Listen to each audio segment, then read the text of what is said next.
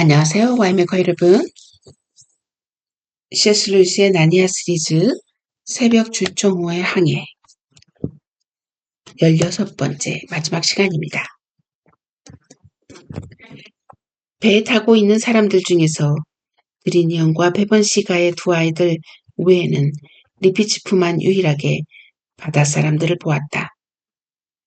리피치프는 바다왕이 휘두른 창을 본 순간 일종의 위협이나 도전으로 해석하고 당장 대결하겠다는 생각에 다짜고짜 물로 뛰어들었던 것이다.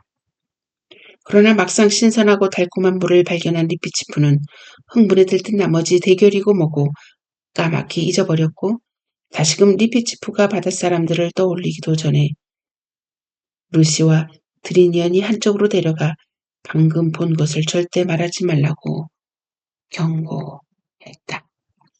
그러나 굳이 그럴 필요도 없었다. 새벽 출정호는 이미 사람이 전혀 살지 않는 듯한 곳으로 미끄러져 가고 있었기 때문이다. 루시 말고는 더 이상 아무도 바다 사람들을 보지 못했고 사실 루시도 짧은 순간 스치며 본 것이 전부였다. 그들은 다음 날 아침 내내 수심이 제법 얕고 바닥에 해초가 무성한 곳을 항해했다.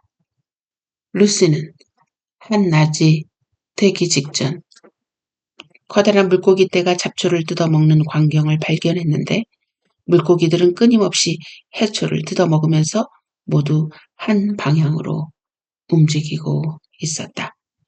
루시는 양떼와 똑같다고 생각했다. 순간 루시 또래 여자아이가 물고기들과 한가운데 섞여 있는 것이 눈에 들어왔다. 얌전하고 쓸쓸해 보이는 그 여자아이는 손에 지팡이 같은 것을 들고 있었다.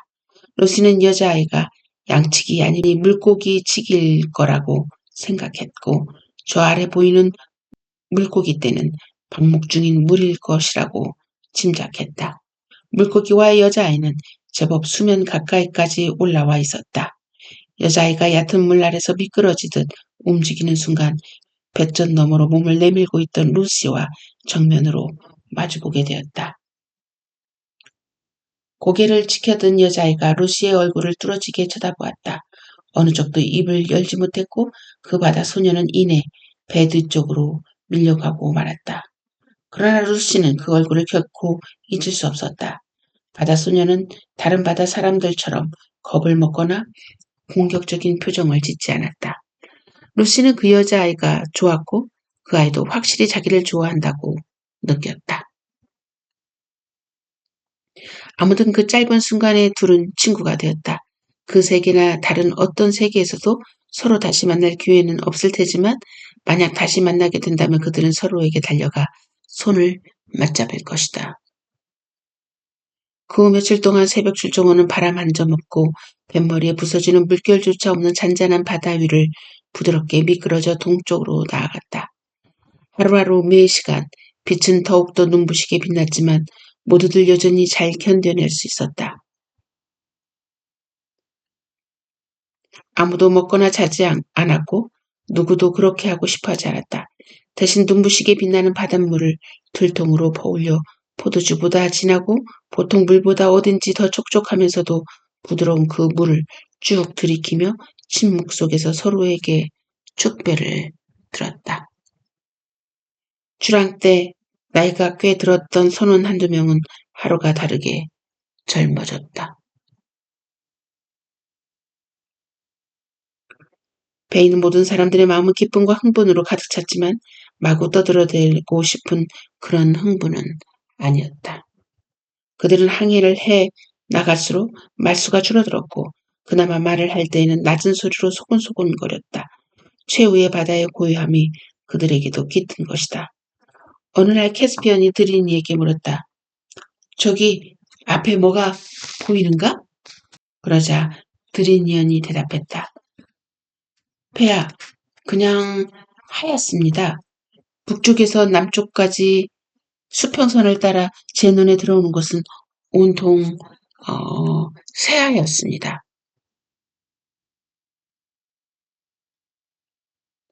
내 눈에도 그렇소.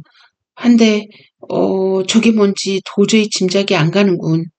폐하, 우리가 위도상으로 아주 높은 지대에 와 있다면 얼음이라고 하겠습니다만 여기엔 얼음이 있을 수가 없습니다.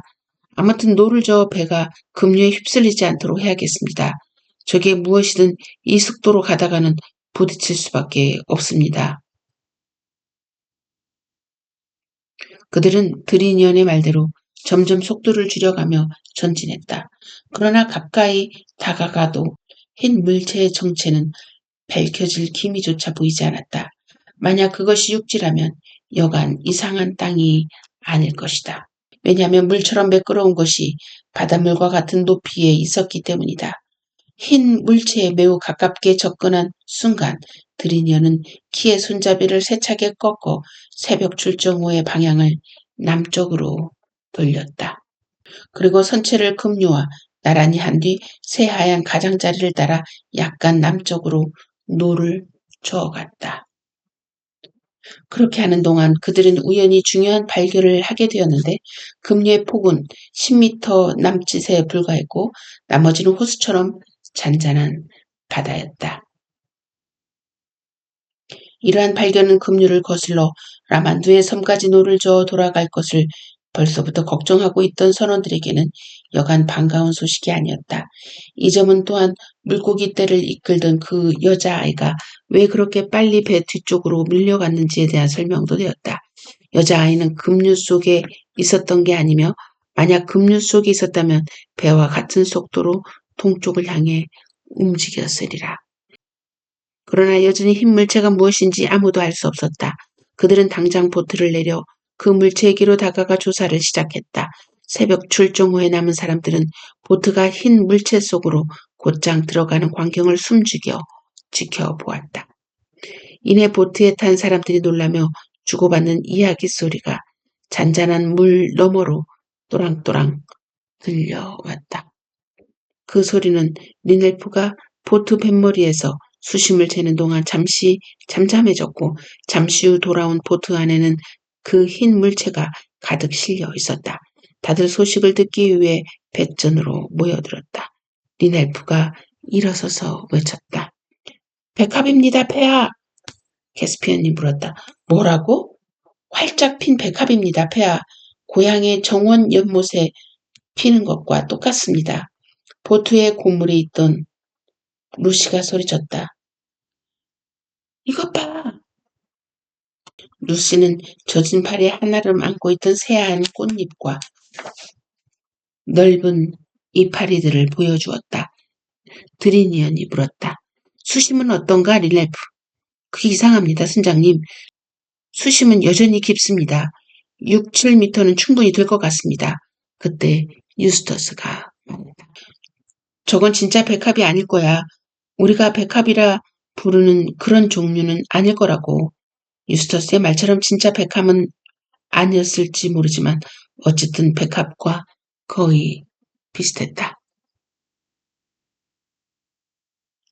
잠시 훈훈한 끝에 새벽 출정 후는 급류 속으로 다시 들어가 백합 호수 또는 은빛 바다, 그들은 이 두 가지 이름을 다 써보다가 결국 은빛 바다로 결정하여 캐스피언의 지도에는 그렇게 적어놓았다.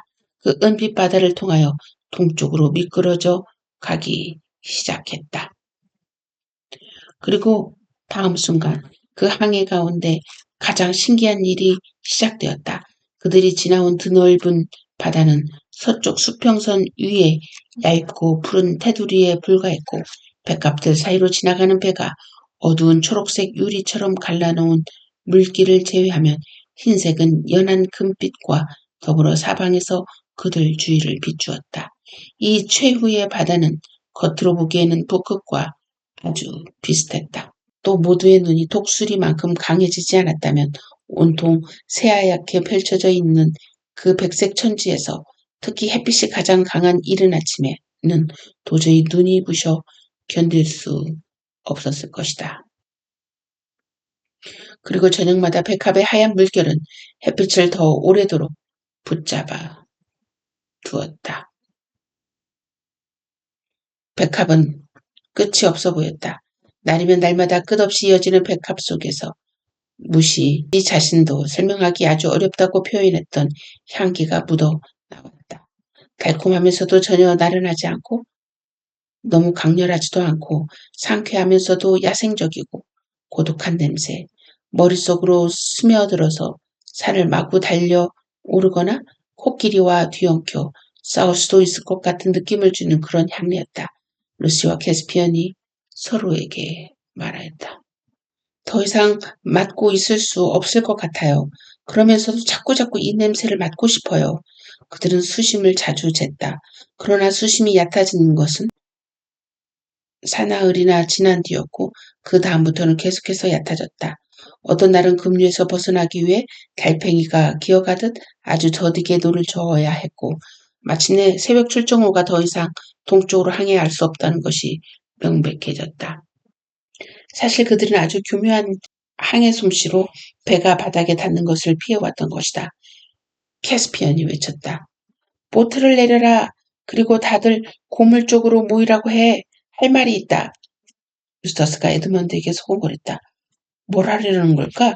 캐스피언 왕의 눈빛이 야릇해. 그러자 에드먼드가 말했다.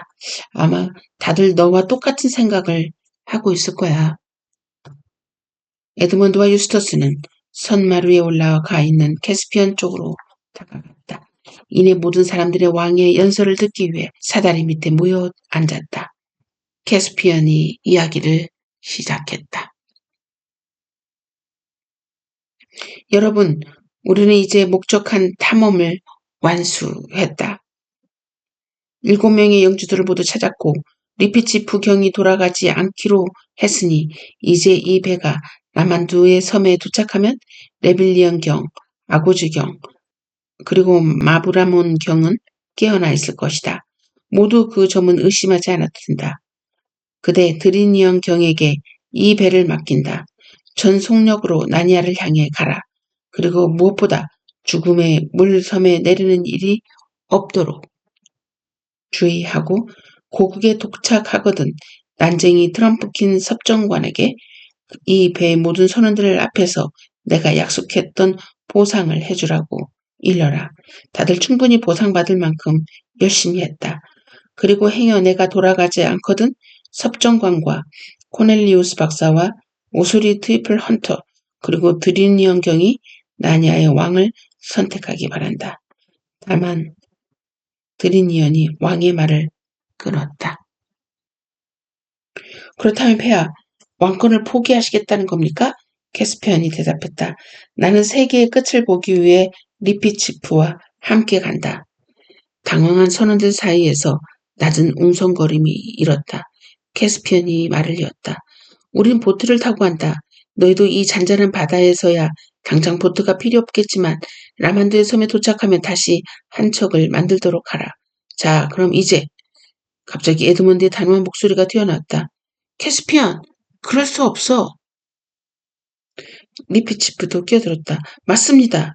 폐하께서는 이러시면 안 됩니다. 드리니언도 말렸다. 정말 안 됩니다. 캐스피언은 잠시 자기 삼촌인 미라지의 태도를 흉내내며 날카롭게 대꾸했다. 안 된다고? 갑판에 있던 리네프가 입을 열었다.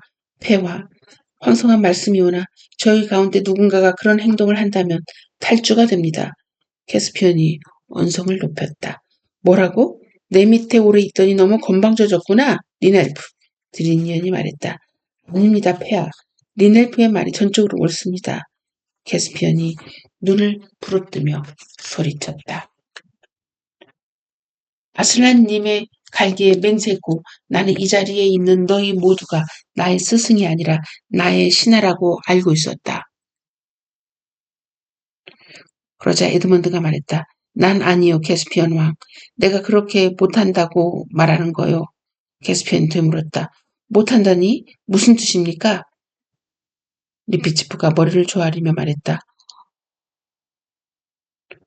황공하오나 폐하께서 그렇게 하시도록 내버려 둘 수 없다는 뜻입니다. 폐하는 나니아의 왕이십니다. 나니아로 돌아가시지 않으신다면 모든 신하들, 특히 트럼프킨 섭정관의 믿음을 저버리는 꼴이 됩니다.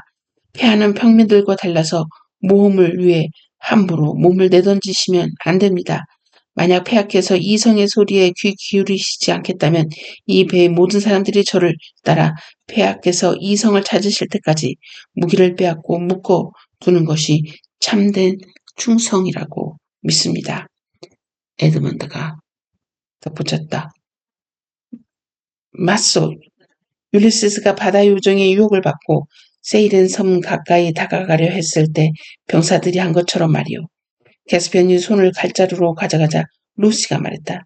캐스피언 왕, 라만두의 딸에게 돌아가겠다고 약속한 거나 마찬가지잖아요. 캐스피언이 손길을 멈췄다.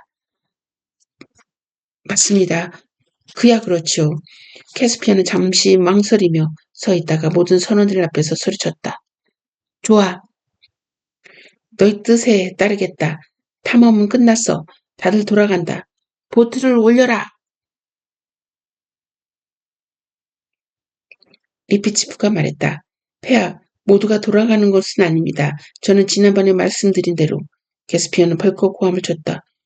조용히 해. 비록 훈계를 듣긴 했지만 그따위 잔꾀에 넘어가진 않겠다. 누가 이 생주를 좀 조용히 시키지 않겠나? 리피치프가 되받았다.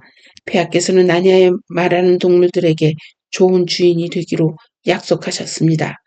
말하는 동물이긴 그래. 하지만 절대로 말을 멈추지 않는 동물에 대해서는 아무 약속도 하지 않았어.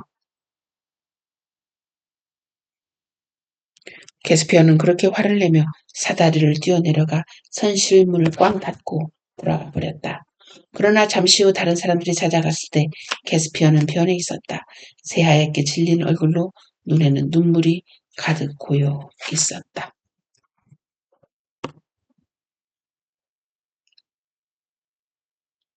아무 소용도 없습니다. 공연히 화를 내고 허풍을 떠느니 점잖게 행동할 걸 그랬습니다.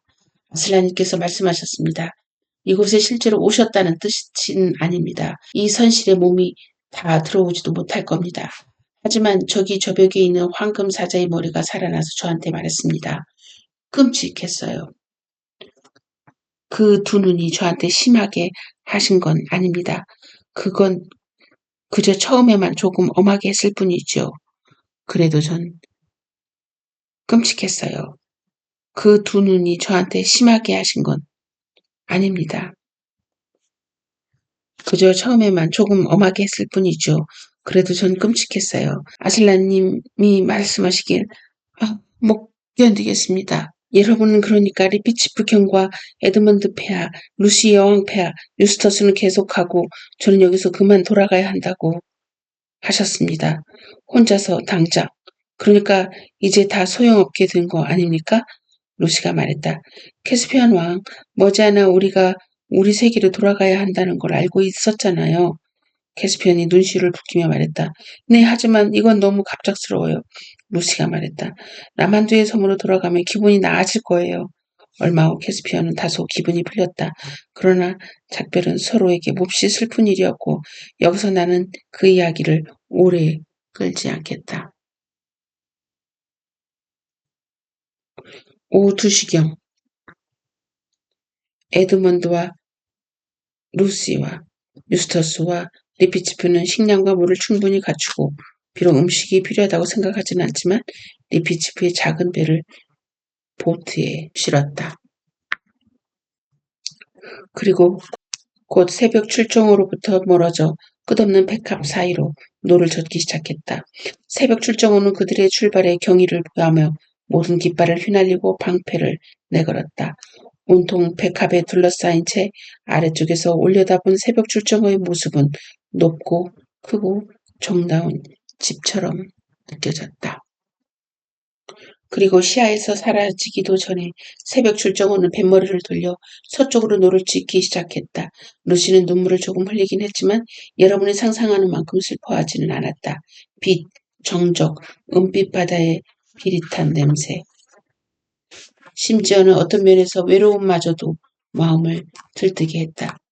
물살이 자연스럽게 그들을 동쪽으로 이끌어 주었기 때문에 노를 저을 필요가 없었으며 아무도 자거나 먹지 않았다. 그날 밤 다음 날 내내 그들은 동쪽으로 미끄러지듯 흘러갔다. 그리고 사흘째 되던 날 동이틀 무렵 여러분과 나라면 선글라스를 끼고도 못 견딜 만큼 강렬한 빛을 발하는 태양이 떠오르자 눈앞이 경이로운 광경이 펼쳐졌다. 마치 그들과 하늘 사이에 초록빛이 도는 잿빛으로 희미하게 반짝이는 벽이 있는 것 같았다. 그때 태양이 솟아올랐다. 처음에는 벽을 통해서 그 모습을 보았는데 그것은 곧 멋진 무지개색으로 변했다. 그제야 비로소 그 벽이 사실 폭포처럼 한자리에 고정된 채 끊임없이 흐르고 있는 물줄기임을 알아차렸다. 물줄기는 약 10m 높이쯤 되어 보였고 보트는 물살에 떠밀려 그 거대한 물줄기를 향해 나는 듯이 미끄러져 갔다. 아마도 여러분은 그들 일행이 눈앞에 도사리고 있을 위험을 걱정했으리라고 생각할지도 모르겠다. 그러나 아무도 걱정하지 않았다. 누구나 그들과 같은 입장에서 위험 따위로 마음을 졸이진 않았으리라. 최후의 바닷물로 눈이 그만큼 강해지지 않았던들 그들은 태양조차 똑바로 쳐다보지 못했을 것이다. 그러나 이제 그들은 떠오르는 태양과 태양 너머에 있는 것까지 똑똑히 볼 수 있었다. 그들이 태양 너머 동쪽에서 발견한 것은 산맥이었다. 너무 높아서 정상이 눈에 들어오지 않았으며 감히 봐야겠다는 생각조차 사라지게 만드는 그런 산 말이다. 그들 중 아무도 그쪽에서 하늘을 본 기억이 없었으며 산들은 완전히 세계 바깥에 서 있는 것 같았다. 그 높이의 20분의 1밖에 안 되는 산이라 해도 위쪽의 4분의 1은 얼음과 눈으로 덮여 있어야 마땅했다.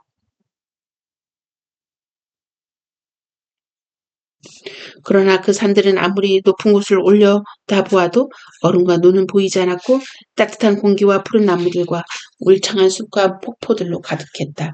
갑자기 동쪽에서 바람이 불어와 물결을 일으켰고 그 꼭대기에서 떨어지는 물줄기를 거품으로 만들어 놓았다.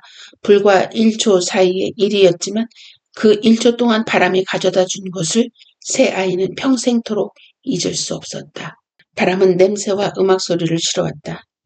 에드먼드와 유스터스는 그 뒤 한 번도 그 일에 대해 언급하려 들지 않았다. 루시는 다만 마음만 아플 거예요. 라고만 말했다. 왜? 슬펐니? 하고 내가 묻자 루시는 슬펐냐고요? 아니요. 하고 대답했다.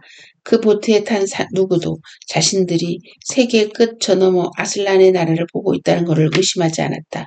그 순간 우지직하며 보트가 바닥에 닿았다. 보트가 지나기에는 너무나 얕았다. 리피치프가 말했다. 여기서부터가 바로 저 혼자 가야 할 곳입니다. 아이들은 리피치프를 말리려고 들지 않았다. 모든 것이 운명으로 정해졌거나 언젠가 일어났던 것처럼 익숙하게 느껴졌기 때문이다. 이들은 리피치프와 리피치프의 작은 배에 내려주었다. 이내 리피치프가 검을 꺼내 이제 더 이상 필요 없어 하고 말하며 멀리 백합이 만발한 바다로 던져버렸다. 검은 떨어진 그 자리에서 손잡이를 수면 위로 향하게 하고 꼿꼿이 섰다. 리피치프가 작별 인사를 했다. 리피치프는 아이들을 생각하며 조금이나마 슬퍼하려고 했었지만 행복감을 누리지 못하고 온몸을 떨었다. 루시는 늘 해보고 싶었던 일을 처음이자 마지막으로 했다. 리피치프를 끌어안고 등을 어루만져 준 것이다. 그런데 리피치프는 재빨리 작은 배로 내려가 노를 잡았다. 곧 물살이 배를 휩쓸었고 리피치프는 흰 백합 속에서 까만 점이 되어 멀어져 갔다. 그러나 부드러운 초록빛 하를 이루고 있는 파도에는 백합이 한 송이도 없었으며 작은 배는 점점 빠르고 아름답게 파도를 타고 올라갔다. 그들은 한순간 파도 꼭대기에서 배와 리피치프의 모습을 보았지만 곧 사라졌다. 그 순간 이후 실제로 생주 리피치프를 보았다고 말할 수 있는 사람은 아무도 없다. 그러나 나는 리피치프가 아슬란의 나라에 무사히 도착해서 오늘날까지 잘 살고 있으리라 믿는다. 태양이 점점 높이 떠오르면서 세계 밖에 있던 그 산들의 모습은 희미하게 사라졌고 파도는 남았지만 그 너머에는 푸른 하늘뿐이었다. 아이들은 보트에서 내려 파도 쪽이 아닌 물벽을 왼쪽에 두고 남쪽을 향해 걸어갔다. 아이들도 자신들이 왜 그랬는지 설명할 수 없었다. 그들의 운명이었다. 새벽 출정호에 있는 동안에는 저마다 제법 어른이 된 듯한 기분이었지만 이제는 함께 손을 잡고 백합을 가로질러 물속을 걸어갔다. 그들은 전혀 피곤하지 않았다. 물은 따뜻하고 점점 얕아졌다. 마침내 아이들은 마른 모래 위로 나왔고 얼마 후에는 총총한 잔디로 뒤덮인 거대한 초원을 만났다. 그곳은 두더지 흙두둑 하나 없이 거의 은빛 바다와 같은 높이로 끝없이 펼쳐져 있었다. 나무 한 그루 없이 완전히 평평한 곳에서는 항상 그렇듯이 하늘이 눈앞에 있는 잔디를 만나려고 아래로 내려와 있는 것처럼 보이게 마련이다. 그러나 그곳을 걸어가는 동안 아이들은 정말 하늘이 내려와 땅과 만나고 있다는 이상한 느낌을 지울 수 없었다. 몹시 밝은 파란벽, 그러면서도 실제로 존재하고 만질 수 있을 듯한 유리 같은 벽이 눈앞에 있었다. 아이들은 곧 확신을 가지게 되었으며 그것은 이제 아주 가까이 있었다. 그러나 아이들과 하늘의 끝 사이 푸른 잔디 위에 거의 쳐다볼 수 없을 정도로 새하얀 무언가가 있었다. 그들은 가까이 다가서야 그것이 양이라는 것을 알아차렸다. 어린 양은 달콤하고 나긋한 목소리로 말했다. 와서 아침 먹어.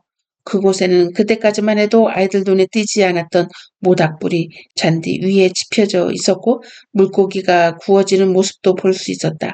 아이들은 참으로 오랜만에 배고픔을 느끼며 자리에 앉아서 생선을 먹었다. 아이들이 여태껏 먹어본 음식 중에서 가장 맛있는 음식이었다. 루시가 말했다. 양아, 이게 아슬란님의 나라로 가는 길이니? 양이 대답했다. 맞아. 하지만 너희가 지나갈 수 있는 문이 아니야. 아슬란님의 나라로 통하는 너희의 문은 너희 세계에 있어. 에드먼드가 말했다. 뭐라고? 우리 세계에도 아슬란님의 나라로 통하는 길이 있다고? 내 나라로 통하는 길은 어느 세계에나 있느니라. 그렇게 말하는 사이에 양의 몸에서 눈처럼 새하얗던 빛이 점점 사라지며 진한 갈색 황금빛으로 변했고 순식간에 몸짓이 커다란 아슬란의 모습을 바뀌었다. 아슬란은 아이들 앞에 버티고 서서 갈기에서 빛을 뿜었다. 루시가 소리쳤다. 아슬란님, 우리 세계에서 당신의 나라로 통하는 길을 가르쳐 주시겠어요? 아슬란이 말했다. 항상 너희 곁에서 일러주마. 하지만 길이 얼마나 길고 짧은지는 말해줄 수 없느니라. 다만 강 위로 나 있다는 것밖에는. 그러나 두려워하지 마라. 나는 뛰어난 다리 건설자이니까. 자, 이리 오너라. 하늘의 문을 열고 너희 세계로 보내주마. 루시가 말했다. 제발 아슬란님, 떠나기 전에 우리가 언제 다시 나니아에 올 수 있을지 말씀해 주시겠어요?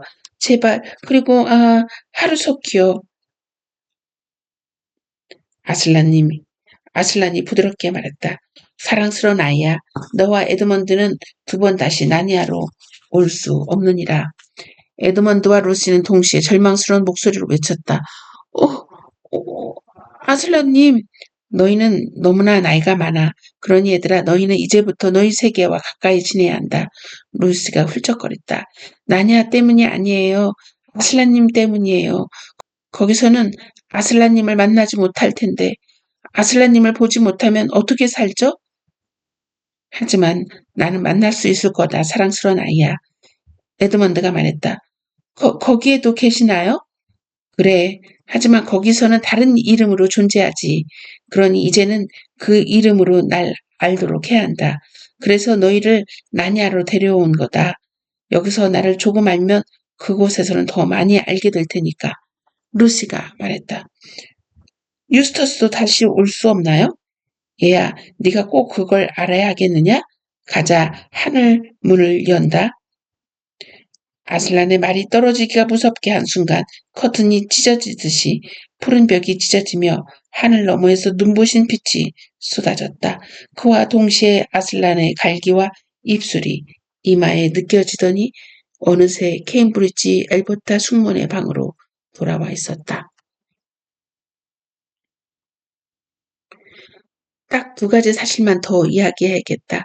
한 가지는 캐스피언과 선원들이 모두 무사히 라만두의 섬으로 돌아갔다는 것이다. 캐스피언은 라만두의 딸과 결혼했고 마침내 다들 나니아로 돌아갔으며 라만두의 딸은 훌륭한 왕비가 되어 위대한 왕들의 어머니와 할머니가 되었다. 또 한 가지는 우리 세계의 모든 사람들이 유스터스가 얼마나 좋아졌는지를 이야기하면서 아, 그의 몰라보게 변했어. 진짜 유스터스 맞아? 하는 말들을 꺼내기 시작했지만 엘버타 숙모만은 페번시가의 아이들 때문에 유스터스가 아주 재미없고 평범한 아이가 되어버렸다고 투덜거렸다는 것이다.